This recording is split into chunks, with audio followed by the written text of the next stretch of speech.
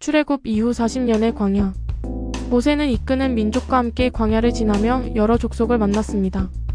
주요 6종족은 누구이고 이스라엘 민족과 어떤 갈등을 겪었으며 역사 속에서 어떻게 사라져갔는지 살펴볼게요. 가장 먼저 등장한 족속은 아말렉. 이스라엘을 기습 공격한 유목민족이었죠. 모세가 손을 들면 이기고 내리면 지는 그 전투 기억나시죠? 하나님은 아말렉을 세세대대로 싸울 민족이라 선포하십니다.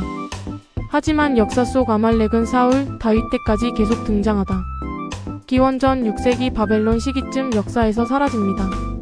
유목생활 특성상 흔적을 남기지 않아 고고학 자료는 거의 없죠.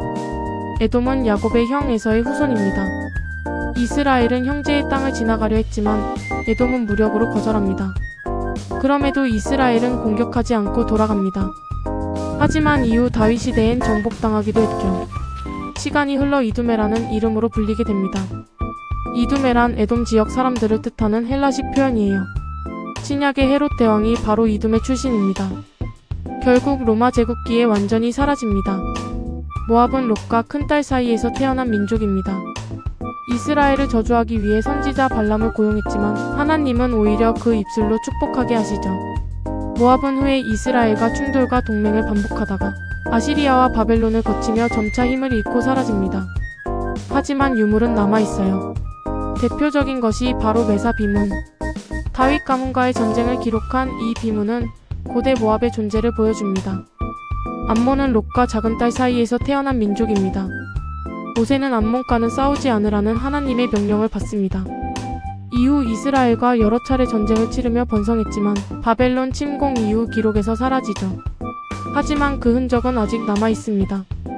요르단의 수도 암마네몬은 바로 암몬에서 유래된 이름이랍니다. 아모리는 가나안 산지에 퍼져있던 강력한 민족입니다. 요단 동편의 시온 왕은 통과를 거절하고 전쟁을 벌이다 패배하죠. 여호수아 시대에 대부분 정복되며 사라지지만 놀랍게도 고대 메소포타미아의 함무라비 왕조도 아모리계였다는 학설이 있어요. 그들은 기원전 16세기에 사라졌는데 말이죠. 바산은 지금의 골란고원 일대. 여기엔 옥왕, 철 침상에서 자던 거인족이 통치하고 있었죠. 이스라엘은 그를 물리치고 이 땅을 차지합니다. 이후 요단 동편은 르우벤, 갓, 므낫세 지파에게 분배됩니다. 르바임, 네피림 같은 거인족의 흔적은 신화적 요소로 남아있죠.